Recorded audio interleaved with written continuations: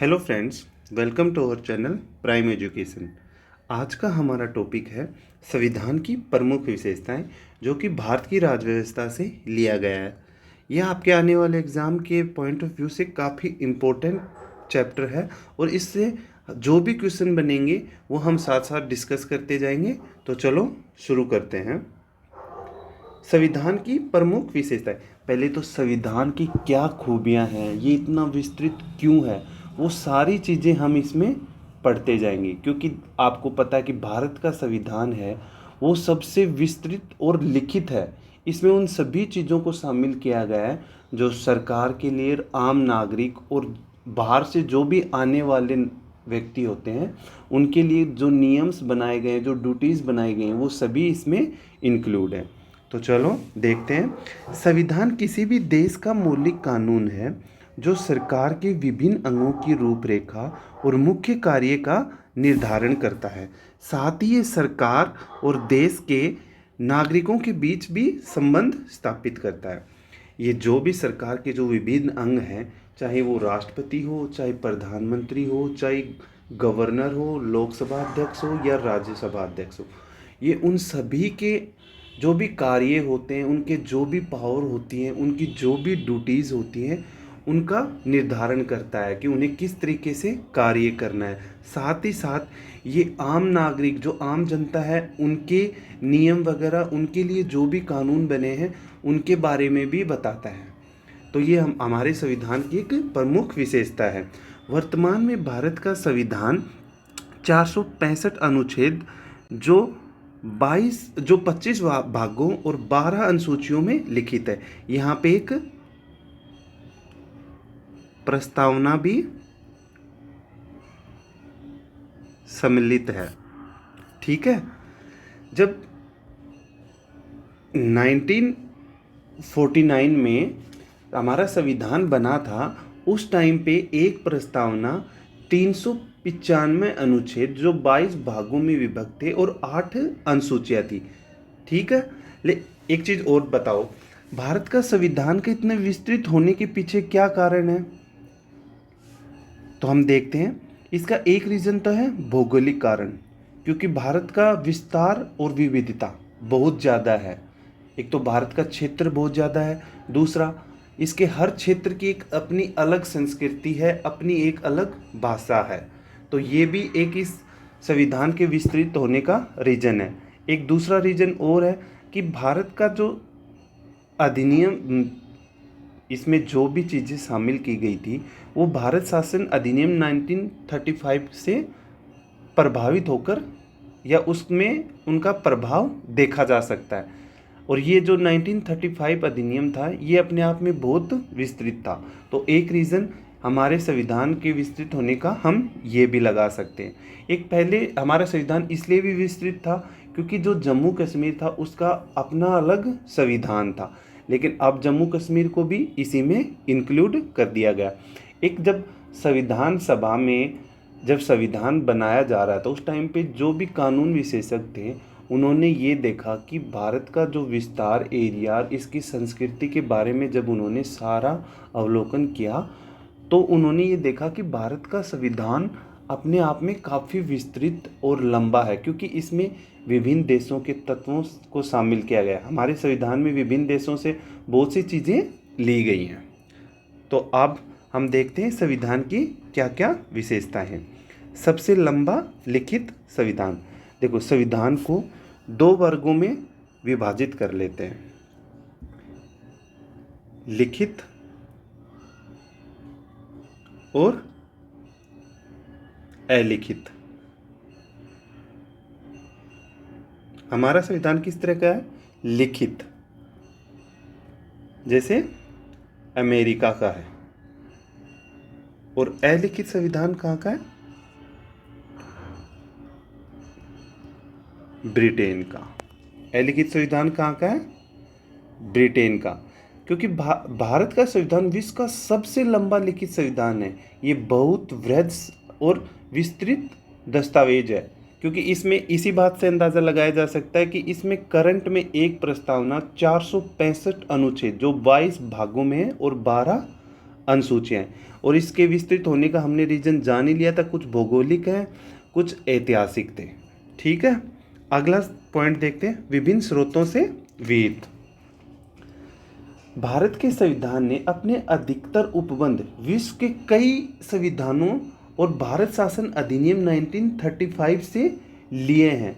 एक बार डॉक्टर अंबेडकर ने गर्व के साथ एक घोषणा की थी कि भारत के संविधान का निर्माण विश्व के विभिन्न संविधानों को छानने के बाद में हुआ था। जैसे मौलिक अधिकार और राज्य निर्देशक सिद्धांत हम कहाँ से लेते हैं?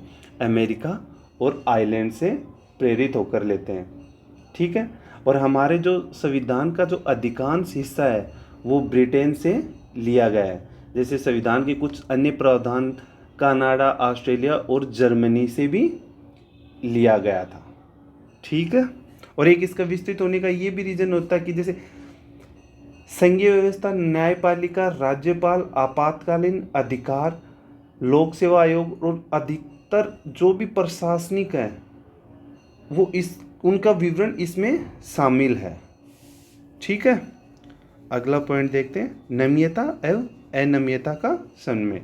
देखो, नम्यता और अनम्यता का मतलब क्या है? इसका मतलब ये है कि भारत का संविधान न तो लचीला है और न ही कठोर है, बल्कि ये दोनों संविधानों का मिला जुला रूप है। समझे आप बात को? हमारा संविधान ना तो ज़्यादा कठोर है और ना ही ज़्यादा कोमल है। इसमें हम देखते हैं कि कठोर का क्या मतलब होता है। कठोर जिसमें संशोधन करने के लिए विशेष प्रक्रिया की आवश्यकता हो।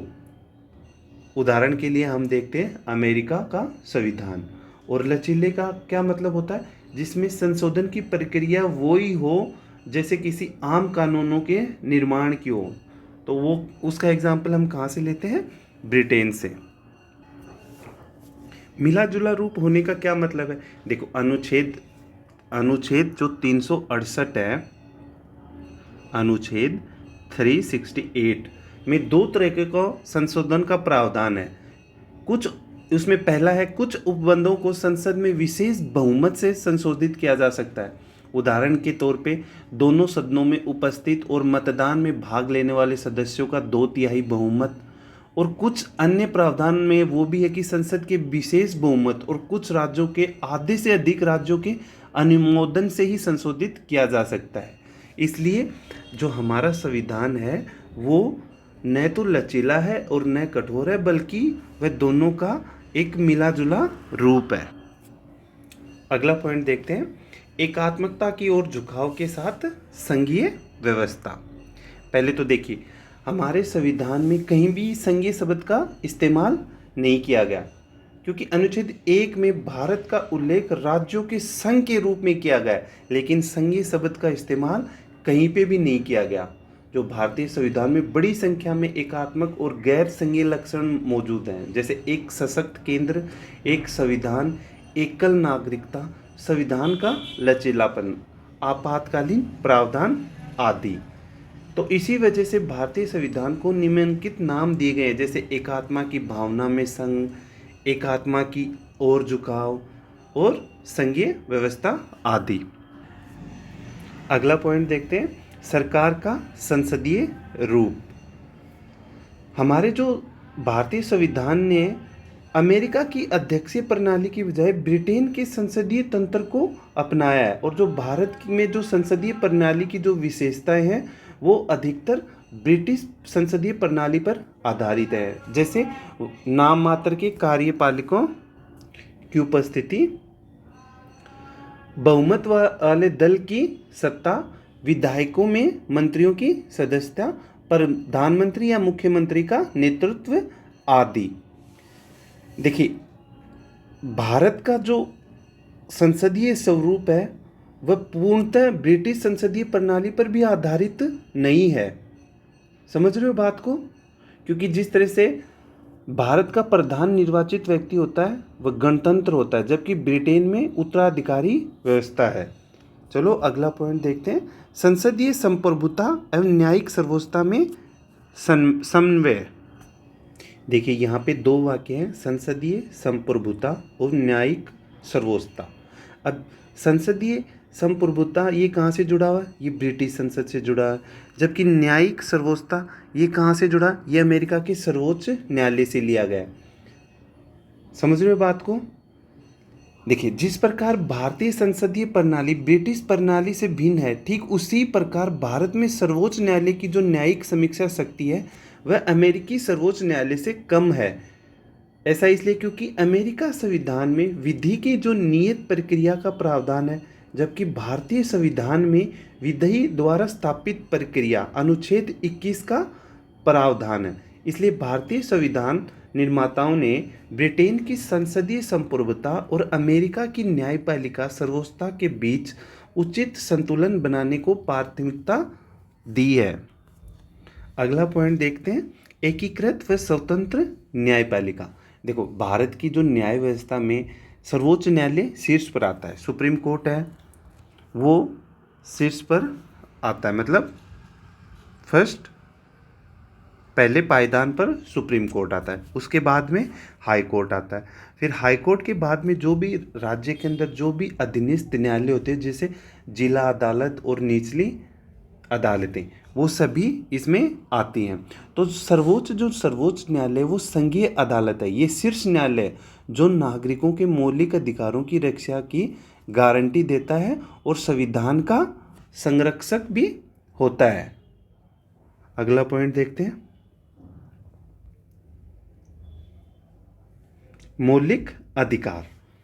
देखो, संविधान के तीसरे भाग में 6 मौलिक अधिकारों का वर्णन किया गया है, जो कि इस प्रकार है।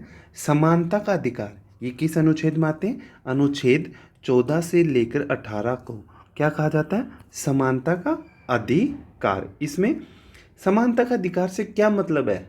मतलब सभी को विधि के समक्ष, धर्म मूल, उनको जो भी सेवाएं वगैरह जो भी दी जाएगी उनमें उनके साथ भेदभाव नहीं किया जाएगा। इसमें देखिए, अनुच्छेद जो 14 है, अनुच्छेद 14 ये क्या कहता है? विधि के समक्ष समता और विधियों का समान संरक्षण।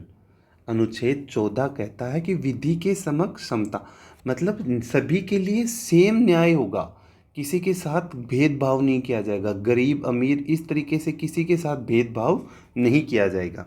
अनुच्छेद 15 क्या कहता है? धर्म मूल वंश लिंग और जन्म स्थान के आधार पर विभेद का प्रतिषेध। मतलब धर्म, मूल वंश, लिंग, चाहे वो औरत हो चाहे वो पुरुष हो, और जन्म स्थान चाहे किसी का बिहार में हुआ हो, चाहे किसी का यूपी में हुआ हो, चाहे किसी का दिल्ली में हुआ हो, इन सभी तत्वों के आधार पर उनके बीच में कोई भेदभाव नहीं किया जाएगा। ये कौन सा अनुच्छेद कहता है? ये अनुच्छेद 15 कहता है। आगे देखते हैं, अनुच्छेद 16। अनुच्छेद 16 क्या कहता है? लोक नियोजन के विषय में अवसर की समता। मतलब सभी के लिए समान अवसर प्रोवाइड किए जाएंगे नौकरी के अंदर। जो भी हैं, कुछ होते हैं जैसे विशेष जाति से रिलेटेड कुछ पोस्टें निकाल दी जाती हैं, जैसे एससी वगैरह, इन चीज़ों के लिए। तो उसका मतलब ये नहीं कि वो भेदभाव किया जा रहा है, वो एक चीज़ होता है कि उनको प्रमोट करने के लिए, आगे लाने के लिए। ठीक है। अनुच्छेद 17 क्या कहता है? अस्पृश्यता का अंत और उसका आचरण निषिद्ध। अस्पृश्यता का अंत मतलब छुआछूत पाबंदी। हम देखते हैं कि जो ऊंचा तगबा होता है वो नीचे वाली जो कास्ट होती है उनको घृणा की नज़र से देखता है, तो वो अस्पृश्यता का अंत अनुच्छेद 17 बताता है। आगे देखते हैं, अनुच्छेद 18 सेना या विद्या संबंधी सम्मान के सिवाय सभी उपाधियों पर रोक। सेना या विद्या संबंधी, सेना से जैसे कोई मेडल मिल गया तो हम अपने टाइटल के आगे मेजर जो भी नाम होगा वो लगा सकते हैं। या विद्या संबंधित मतलब किसी ने पीएचडी कर ली तो किसी के नाम के आगे डॉक्टर लगा दिया जाएगा। लेकिन ऐसा नहीं कि जैसे विदेश से किसी को कोई उपाधि मिल गई तो वो उस उपाधि का इस्तेमाल अपने नाम के साथ करे, ऐसा नहीं होता। तो अनुच्छेद जो 18 है वह इन सभी चीज़ों को रोकता है। अगला अधिकार कौन है? स्वतंत्रता का अधिकार। जो है अनुच्छेद 19 से 22 तक। इसमें अनुच्छेद 19 अनुच्छेद 19 जिसमें 6 अधिकारों की सुरक्षा दी गई है। एक, वाक एवं अभिव्यक्ति मतलब बोलने की। दूसरी, सम्मेलन। तीसरी, संघ। चौथी, संचरण। पांचवी, निवास। और छठी, वृत्ति। इन 6 अधिकारों की सुरक्षा अनुच्छेद 19 में प्रोवाइड करवाई गई है। अनुच्छेद 20 क्या कहता है? अपराधों के लिए दोष सिद्धि के संबंध में संरक्षण। अनुच्छेद 20 क्या बताता है? अपराधों के लिए दोष सिद्धि के संबंध में संरक्षण। अनुच्छेद 21 क्या कहता है? प्राण एवं दैहिक स्वतंत्रता का संरक्षण। मतलब मुझे जीने का अधिकार है, राइट टू लिव। वह कौन सा अनुच्छेद बताता है? अनुच्छेद 21। एक देखना, अनुच्छेद 21 में ही प्रारंभिक शिक्षा का अधिकार भी है। अनुच्छेद 21 का प्रारंभिक शिक्षा का अधिकार। अनुच्छेद 22 क्या कहता है? कुछ दशाओं में गिरफ्तारी और निरोध से संरक्षण। कुछ दशाओं में गिरफ्तारी और निरोध से संरक्षण, ये कौन सा आर्टिकल बताता है? अनुच्छेद 22 में जो चीज़ें बताई गई हैं उसमें कुछ देखो, कुछ पॉइंट्स हम इस तरीके से समझ सकते हैं कि जिस भी व्यक्ति को गिरफ्तार किया जाता है उसको सूचना देने का अधिकार है।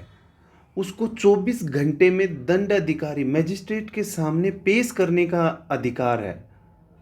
और दंड अधिकारी द्वारा जब उसको दंड अधिकारी के सामने पेश नहीं किया जा सकता तो 24 घंटे में उसको रिहा करने का भी अधिकार है। ये सभी किस चीज़ में दिया गया है? अनुच्छेद 22 में। अगला देखते हैं कौन सा? शोषण के विरुद्ध अधिकार। शोषण के विरुद्ध अधिकार, और ये किस अनुच्छेद में आता है? अनुच्छेद 23 से 25 में। किस अनुच्छेद में आता है? अनुच्छेद 23 से 25 में, जिसमें अनुच्छेद 23 क्या कहता है? बलात्श्रम का निषेध। अनुच्छेद 23 क्या कहता है? जो बाल श्रम है उसका ये प्रतिरोध करता है, और ये अधिकार नागरिक और गैर नागरिक दोनों के लिए उपलब्ध है। देखो, इसमें एक वर्ड यूज़ किया गया है, मानव दुर्व्यवहार। उसमें क्या है? पुरुष, महिला एवं बच्चों की वस्तु के समान खरीद और बिक्री। पुरुष, महिला और जो बच्चे हैं जिनसे बाल श्रम करवाया जाता है या जिनसे बेगार करवाई जाती है, उनको वस्तु के समान खरीदना और बेचना। और जो महिलाएं और बच्चे हैं उनके साथ अनैतिक दुर्व्यवहार, जिनमें वेश्यावृत्ति भी शामिल है। और एक जैसे कई राज्यों में देवदासी प्रथा थी, देवदासी प्रथा या फिर जैसे दास प्रथा थी, वो सभी इस अनुच्छेद के अंदर निषेध किया गया है। इस आर्टिकल में उन सभी के ऊपर पाबंदी लगाई गई है। अगला आर्टिकल कौन सा है? अनुच्छेद 24। अनुच्छेद 24 क्या कहता है? कारखानों में बच्चों के नियोजन का प्रतिषेध। क्योंकि जैसे देखो, प्रारंभिक शिक्षा पाने का अधिकार सभी को दिया गया है। गवर्नमेंट ने जो प्रारंभिक शिक्षा है वो उसका अधिकार सभी को दिया है। और गवर्नमेंट ने ये भी आदेश दे रखा है कि माँ बाप अपने बच्चों को जो बेसिक एजुकेशन है वो प्रोवाइड करवाया जाए। लेकिन हम कई बार देखते किसी फैक्ट्री में या किसी दुकान के ऊपर कोई छोटा बच्चा है, वो कार्य कर रहा होता है, वो उसकी नीड्स होती हैं, कुछ उसकी बेसिक्स नीड्स होती हैं। कुछ पेरेंट्स ऐसे भी होते हैं जो उसकी एजुकेशन की तरफ ध्यान नहीं देते। ऐसे में बच्चा स्टार्टिंग से ये उसकी ये होता है कि मुझे कुछ अर्न करना है, वो भीख मांगता है या फिर उसको ज़बरदस्ती उस जगह उससे कार्य करवाया जाता है, या वो किसी और को देख के प्रभावित होकर ऐसी जगह कार्य करता है। तो उन सभी चीज़ों को रोकने का अनुच्छेद 24 जो अनुच्छेद आर्टिकल 24 है उसमें प्रावधान किया गया है। हमारा अगला आर्टिकल है धार्मिक स्वतंत्रता का अधिकार, और ये इस कौन से अनुच्छेद के तहत आता है? अनुच्छेद 25 से 28। धार्मिक स्वतंत्रता का अधिकार अनुच्छेद 25 से 28 तक आता है, जिसमें अनुच्छेद 25 क्या कहता है? अंतःकरण की ओर धर्म के अबाध रूप से मानने, आचरण और प्रचार करने की स्वतंत्रता। मतलब धर्म को अबाध रूप से, मैं कौन से धर्म को मानता हूँ ये तो मुझ पे डिपेंड करता है, मैं कौन से धर्म को ग्रहण करता हूँ ये भी मुझ पे डिपेंड करता है। तो ये सभी चीज़ें अनुच्छेद 25 में दी गई हैं। अनुच्छेद 26 क्या कहता है? धार्मिक कार्यों के प्रबंध की स्वतंत्रता। अनुच्छेद 25 धार्मिक कार्यों के प्रबंध की स्वतंत्रता को बताता है। अनुच्छेद 27 क्या बताता है? किसी धर्म की अभिवृद्धि के लिए करों के संदाय के बारे में स्वतंत्रता। मतलब हम इसको ऐसे समझ सकते हैं कि राज्य जो कर के रूप में जो राज्य के पास जो धन इकट्ठा है वो उसको किसी विशिष्ट धार्मिक उत्थान और रख रखाव के व्यय के लिए यूज नहीं कर सकता, क्योंकि ये व्यवस्था जो राज्य को किसी धर्म का दूसरे के मुकाबले पक्ष लेने से रोकता है। ऐसा नहीं कि मतलब राज्य के पास कर के रूप में एक अच्छा खासा पैसा है, वो उसको किसी एक स्पेशल धर्म के को डेवलप करने के लिए नहीं लगा सकता वो उसमें, क्योंकि अगर ऐसा हुआ तो सपोज उसने हिंदुज़म के बढ़ावे के लिए वो पैसा खर्च कर दिया, ऐसे में जो अदर धर्म है, चाहे वो मुस्लिम हो, सिख हो, चाहे ईसाई हो, उनके साथ तो न्याय हो रहा है, अन्याय हो रहा है ना। तो ये सभी चीज़ें अनुच्छेद 27 में बताई गई हैं। हमारा अगला अनुच्छेद कौन सा है? 28, जिसमें क्या कहा गया है? कुछ शिक्षा संस्थाओं में धार्मिक शिक्षा या धार्मिक उपासना में उपस्थित होने के बारे में स्वतंत्रता। ये कौन से आर्टिकल में दिया गया है? अनुच्छेद 28 में। अगला देखते हैं, सांस्कृतिक व शिक्षा का अधिकार। और ये कौन से अनुच्छेद में? अनुच्छेद 29 व 30, जिसमें अनुच्छेद 29 क्या कहता है? अल्पसंख्यकों की भाषा, लिपि और संस्कृति की सुरक्षा। अनुच्छेद 29 क्या बताता है? अल्पसंख्यकों की भाषा, लिपि और संस्कृति की। इसमें अनुच्छेद 29 ये उपबंध करता है कि भारत के किसी भी भाग में रहने वाले नागरिकों के किसी भी अनुभाग को जिसकी अपनी बोली, भाषा, लिपि, संस्कृति को सुरक्षित रखने का अधिकार है। इसके अतिरिक्त किसी भी नागरिक को राज्य के अंतर्गत आने वाले संस्थान या उससे सहायता प्राप्त संस्थान में धर्म, जाति या भाषा के आधार पर प्रवेश से रोका नहीं जा सकता। देखिए, कोई भी नागरिक है, वो मान लो दूसरे राज्य से है और उसको किसी दूसरे राज्य की संस्था में प्रवेश करना है, तो ऐसे में उसको भाषा या उसके धर्म या उसकी जाति के आधार पर प्रवेश करने से नहीं रोका जा सकता। वह सभी उपबंध इस अनुच्छेद 29 में किए गए हैं। अगला अनुच्छेद क्या कहता है? शिक्षा संस्थाओं की स्थापना और प्रशासन करने का अल्पसंख्यक वर्गों का अधिकार। ये कौन सा अनुच्छेद कहता है? यह अनुच्छेद 30। इस अनुच्छेद में ये कहा गया है कि सभी अल्पसंख्यकों वर्गों को अपनी रुचि की शिक्षा संस्थाओं की स्थापना और प्रशासन का अधिकार है। देखो, अल्पसंख्यकों जो वर्ड है उसको संविधान में कहीं पे भी परिभाषित नहीं किया गया है, और राज्य है वो आर्थिक सहायता में अल्पसंख्यकों द्वारा प्रतिबंध संस्थाओं में विभेद नहीं करेगा। ये सभी चीजें किस में दी गई हैं? अनुच्छेद 30 में। अगला मौलिक अधिकार कौन सा है? संवैधानिक उपचारों का अधिकार। वे कौन से अनुच्छेद में दिया है? 32। और इसमें क्या शामिल किया गया है? मूल अधिकारों को परवरित करवाने के लिए उच्चतम न्यायालय जाने का अधिकार। इसमें कौन कौन सी याचिकाएं शामिल है? बंदी प्रत्यक्षीकरण, परमादेश, प्रतिषेध, उत्प्रेषण, अधिकार परीक्षा। ये सभी इस चीज इसमें किस में शामिल है? ये अनुच्छेद 32 में शामिल है। देखिए, बंदी प्रत्यक्षीकरण, बंदी प्रत्यक्षीकरण, इसका क्या मतलब होता है? उस व्यक्ति के संबंध में न्यायालय द्वारा आदेश जारी किया जाता है जिसके द्वारा जिसे दूसरे द्वारा हिरासत में रखा गया है उसके सामने इसे प्रस्तुत किया जाए, तब न्यायालय मामले की जांच करता है। यदि हिरासत में ली गई व्यक्ति का मामला अवैध है तो उसे स्वतंत्र किया जा सकता है। इस तरह ये किसी व्यक्ति को जबरन हिरासत में रखने के विरुद्ध है।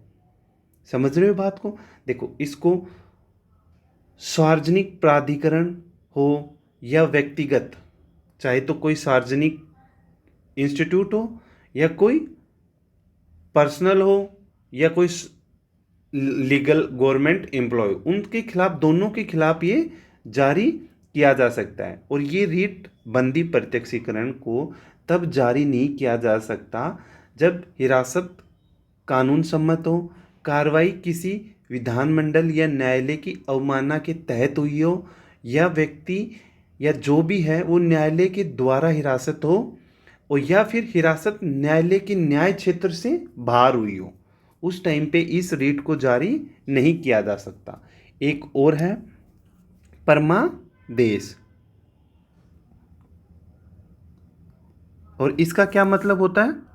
परमादेश का मतलब होता है हम आदेश देते हैं जिसमें न्यायालय द्वारा सार्वजनिक अधिकारियों को जारी किया जाता है ताकि उनसे उनके कार्य और उसे नकारने के संबंध में पूछा जा सके।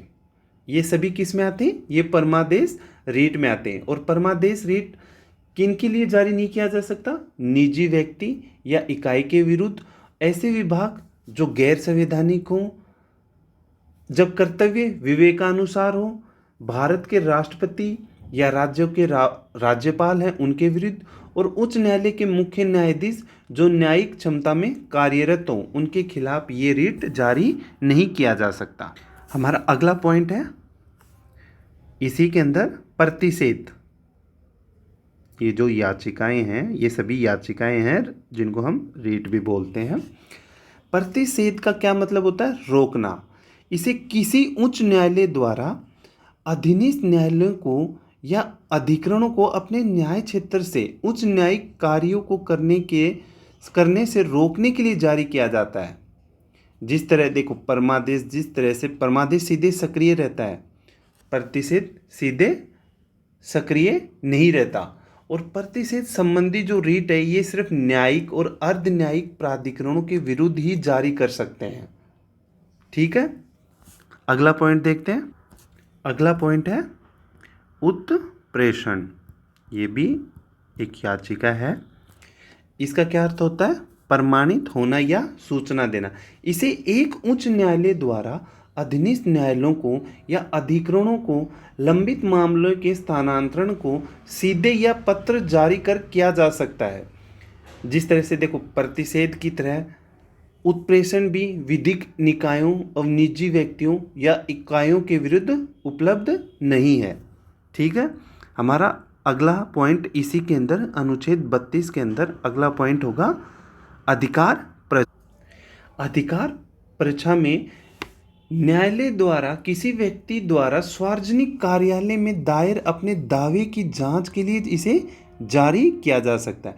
अतः ये किसी व्यक्ति द्वारा लोक कार्यालय के अवैध अनाधिकार ग्रहण करने से रोकता है। ये सभी चीज़ें किस में आती हैं? अधिकार परीक्षा में। आगे देखते हैं राज्य के नीति निर्देशक सिद्धांत। इनका उल्लेख संविधान के चौथे भाग में किया गया है और इन्हें मोटे तौर पर 3 वर्गों में विभाजित किया गया है: सामाजिक, आर्थिक और गांधीवादी। और इसका जो भी मतलब इसमें जो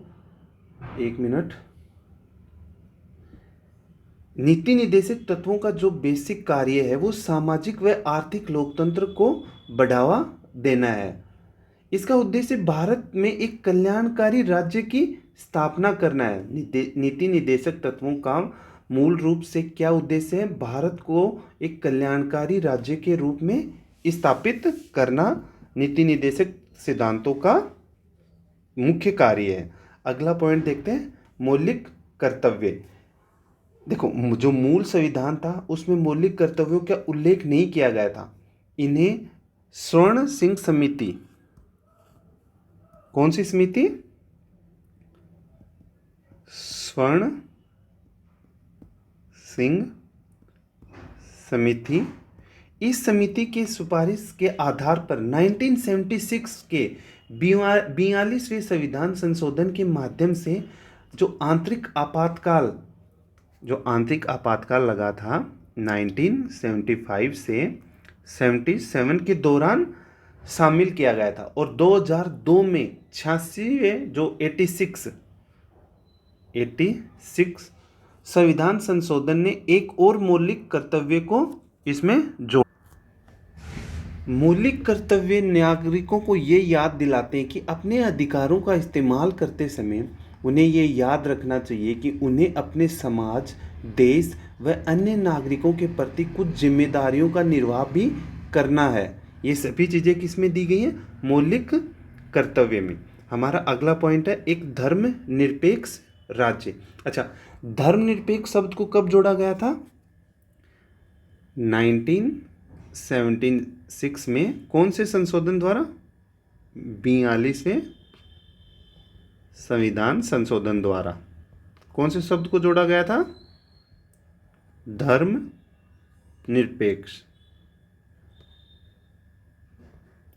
ठीक है, देखो धर्मनिरपेक्ष राज्य से क्या मतलब है? ये किसी धर्म विशेष को भारत के धर्म के तौर पर मान्यता नहीं देता।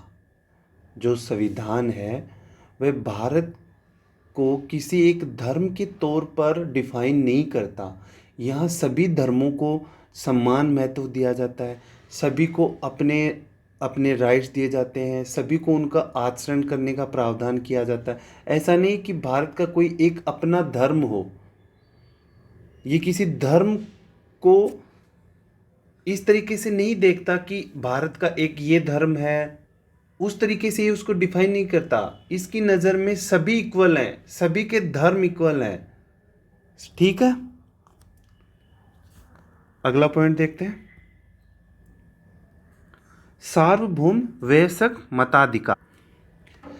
ये वह हर व्यक्ति जिसकी उम्र 18 वर्ष से अधिक है, ये उन सभी के लिए है, चाहे वो मेल हो, चाहे वो फीमेल हो, चाहे वो ट्रांसजेंडर हो, चाहे वो किसी भी कैटेगरी से हो, जो 18 उम्र को पूरी कर चुका, 18 साल का हो चुका है, उसे धर्म, जाति, लिंग, साक्षरता या संपदा, अमीर या गरीब इत्यादि के आधार पर कोई भेदभाव किए बिना मतदान करने का अधिकार देता है। देखो वर्ष 1989 में, इसमें 1989 में 61वें संविधान संशोधन अधिनियम 1988 के द्वारा मतदान करने की उम्र को 21 वर्ष से घटाकर 18 वर्ष कर दिया गया था। ठीक है, अगला पॉइंट देखते हैं, एकल नागरिकता। एकल नागरिकता से क्या मतलब है? देश की एक नागरिकता। हमारे देश की एक नागरिकता, ऐसा थोड़ी है कि राज्यों के अलग है और देश के अलग। हाँ, अमेरिका में हम ये चीज़ देख सकते हैं कि अमेरिका में व्यक्ति के जो पास है उसको देश की नागरिकता अलग मिलती है और जिस राज्य में वह रहता है उसकी नागरिकता अलग है। तो हमारा जो संविधान है उसकी एक ये भी विशेषता है कि एकल नागरिकता। अगला पॉइंट देखते हैं, आपातकालीन प्रावधान। आपातकालीन प्रावधान से क्या मतलब? आपातकालीन प्रावधान से क्या मतलब है? आपातकालीन प्रावधान से मतलब है कि जब कोई ऐसी सिचुएशन आ जाए जिससे डील करना गवर्नमेंट के लिए कष्टदायक हो जाए, तब इन प्रावधानों का इस्तेमाल किया जा सकता है। देखिए, राष्ट्रीय आपातकाल ये किस टाइम पे यूज किया जाता है? ये कौन से अनुच्छेद में आता है? अनुच्छेद 352। युद्ध, आक्रमण अथवा सशस्त्र विद्रोह पैदा हुई राष्ट्रीय अशांति की अवस्था, मतलब युद्ध, आक्रमण या सशस्त्र विद्रोह के टाइम पे राष्ट्रीय आपातकाल को लगाया जा सकता है। और ये किस अनुच्छेद में है? ये अनुच्छेद 352 में। देखिए, अनुच्छेद 352 यानी राष्ट्रीय आपातकाल में भारत या इसके किसी भाग की सुरक्षा को युद्ध अथवा बाहरी आक्रमण अथवा सशस्त्र विद्रोह के कारण खतरा उत्पन्न हो गया, तो इस अनुच्छेद 352 के अंतर्गत राष्ट्रपति राष्ट्रीय आपात की घोषणा करता है। राष्ट्रपति राष्ट्रीय आपात की घोषणा वास्तविक युद्ध अथवा बाहरी आक्रमण अथवा सशस्त्र विद्रोह से पहले भी कर सकता है, यदि उसको ये लगे कि ये खतरा आने वाला है, तब उससे पहले भी ये इसकी राष्ट्रीय आपातकाल की घोषणा कर सकता है। और ये प्रावधान कब जोड़ा गया था? ये 1975 में 38वें संविधान संशोधन द्वारा।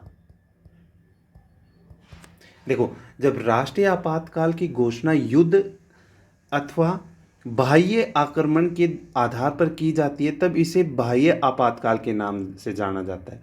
दूसरी ओर जब इसकी घोषणा सशस्त्र विद्रोह, यहाँ एक वर्ड है देखिए, सशस्त्र विद्रोह, जब इसकी घोषणा इसके आधार पर की जाती है, तब इसे आंतरिक आपातकाल के नाम से जाना जाता है। राष्ट्रीय आपातकाल की घोषणा है वह संपूर्ण देश अथवा केवल इसके किसी एक भाग पर लागू हो सकती है। समझ रहे हो बात को? या तो इसको पूरे देश में लागू किया जा सकता है, या इसे किसी एक पर्टिकुलर एरिया पर भी लागू किया जा सकता है। 1976 के 42वें संविधान संशोधन अधिनियम ने राष्ट्रपति को भारत के किसी विशेष भाग पर राष्ट्रीय आपातकाल लागू करने का अधिकार प्रदान किया था।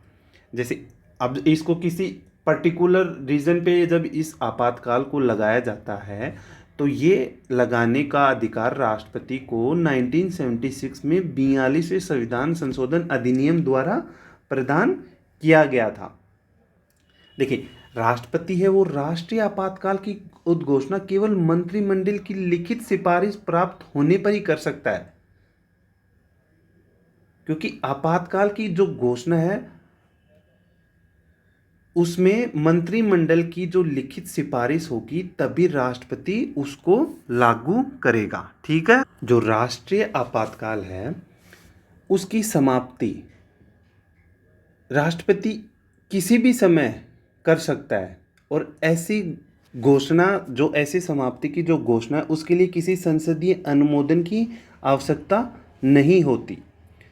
और जब राष्ट्रीय आपातकाल लगाया जाता है तो जो राज्य सरकारें हैं वो केंद्र के पूर्ण नियंत्रण में आ जाती है, लेकिन इसका मतलब ये भी नहीं कि राज्य सरकार को निलंबित किया जाता है, नहीं, वे सेंट्रल के नियंत्रण में आ जाती हैं। ठीक है।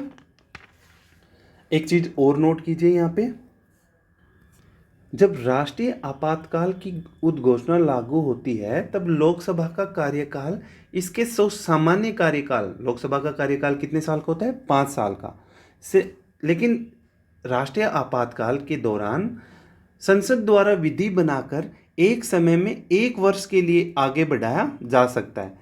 लेकिन जब राष्ट्रीय आपातकाल की समाप्ति हो जाती है तब इसको 6 महीने से ज़्यादा नहीं बढ़ाया जा सकता। और ये कब हुआ था? इसका एग्जाम्पल हम ले सकते हैं 5वीं लोकसभा के दौरान 1971 से 1977, जब 2 बार एक समय में 1 वर्ष के लिए बढ़ाया गया था। अगला आपातकाल देखते हैं जो कि है राष्ट्रपति शासन, और ये किस अनुच्छेद में आता है? अनुच्छेद 356। अनुच्छेद 56 में क्या आता है? राष्ट्रपति शासन। अनुच्छेद 356 कब लागू होता है? जब राष्ट्रपति या को ये लगे कि राज्य में संविधान तंत्र विफल हो गया है, उस टाइम पे 356 के तहत राष्ट्रपति शासन लगाया जा सकता है। और इस टाइम पे जब राष्ट्रपति शासन लगाया जाता है तो राष्ट्रपति को कौन कौन सी असाधारण शक्तियां प्राप्त हो जाती हैं? वह राज्य सरकार को जो राज्य सरकार का जो कार्य होता है वह अपने हाथों में ले लेता है, और उसे राज्यपाल तथा अन्य कार्यकारी अधिकारियों की शक्ति भी प्राप्त हो जाती है। वह घोषणा कर सकता है कि संसद राज्य विधायकों की शक्तियों का प्रयोग करेगी। ठीक है। देखो, इसमें क्या होता है, जब राज्य में राष्ट्रपति शासन लागू होता है तो जो राष्ट्रपति है वह मुख्यमंत्री के नेतृत्व वाली मंत्रिपरिषद को भंग कर देता है। राज्य का राज्यपाल राष्ट्रपति के नाम पर राज्य सचिव की सहायता से अथवा राष्ट्रपति द्वारा नियुक्त किसी सलाहकार की सहायता से राज्य का प्रशासन चलाता है। ये सभी किस में आते हैं? अनुच्छेद 356 में। अगला देखते हैं वित्तीय आपातकाल, और ये किस में आता है? अनुच्छेद 360 में। क्या अभी तक भारत में वित्तीय आपातकाल लगा है? बताओ जरा। नहीं, अभी तक भारत में वित्तीय आपातकाल नहीं लगा है। और ये कौन से अनुच्छेद में आता है वित्तीय आपातकाल? अनुच्छेद 360 में। देखो, 38वां संविधान संशोधन अधिनियम 1975 में कहा गया था कि राष्ट्रपति की वित्तीय आपातकाल की जो उद्घोषणा करने की संतुष्टि अंतिम और निर्णायक है। इसे किसी भी न्यायालय द्वारा प्रश्नयोग्य नहीं किया जा सकता। लेकिन 44वें जो संविधान संशोधन अधिनियम 1978 में ये प्रावधान किया गया था कि राष्ट्रपति की संतुष्टि न्यायिक समीक्षा से परे नहीं है, इसलिए इसको न्यायालय में प्रश्न योग्य किया जा सकता है। समझ रहे हो बात को? और जो राष्ट्रपति, ये जो वित्तीय आपातकाल लगाया जाता है, ये संसद द्वारा सामान्य बहुमत द्वारा पारित किया जा सकता है। वित्तीय आपातकाल को संसद सदन में सामान्य बहुमत द्वारा पारित किया जा सकता है। ठीक है, अगला देखते हैं। अच्छा, ये हो गया था त्रिस्तरीय सरकार। त्रिस्तरीय सरकार का मतलब क्या है, बताओ जरा। देखो, अन्य संघीय संविधानों की तरह भारतीय संविधान में भी 2 स्तरीय राज व्यवस्था, केंद्र और राज्य का प्रावधान था। लेकिन बाद में 1992 में 73वें और 74वें संविधान संशोधन ने त्रिस्तरीय सरकार का प्रावधान किया, जो विश्व के किसी और संविधान में नहीं है।